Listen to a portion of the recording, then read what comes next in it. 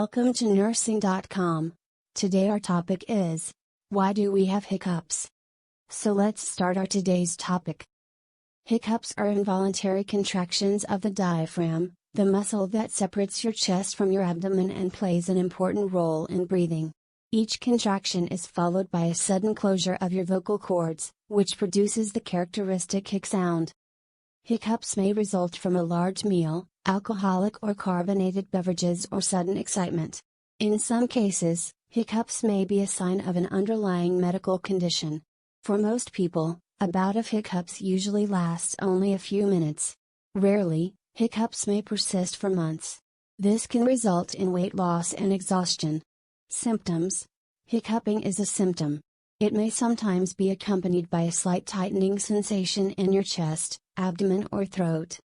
When to see a doctor: make an appointment to see your doctor if your hiccups last more than 48 hours or if they are so severe that they cause problems with eating, sleeping, or breathing.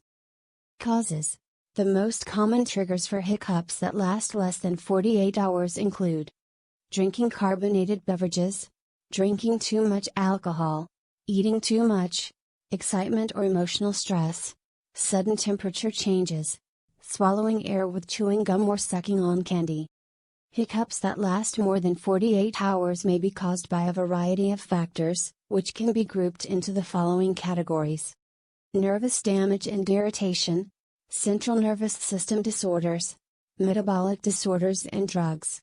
Risk factors: men are much more likely to develop long-term hiccups than are women. Other factors that may increase your risk of hiccups include mental or emotional issues. Anxiety, stress, and excitement have been associated with some cases of short-term and long-term hiccups.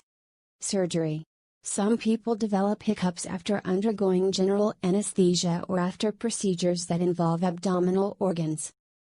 Complications: prolonged hiccups may interfere with eating, sleeping, speech, wound healing after surgery. Diagnosis: during the physical exam, your doctor may perform a neurological exam to check your balance and coordination, muscle strength and tone, reflexes, sight and sense of touch.